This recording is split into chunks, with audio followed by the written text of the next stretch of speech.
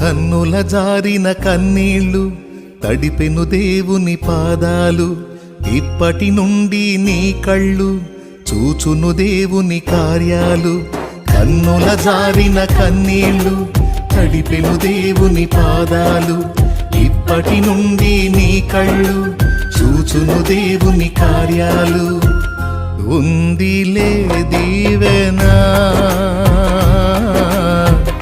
ఎందుక వేదన, పొందిన యాతన దేవుడే మరచునా.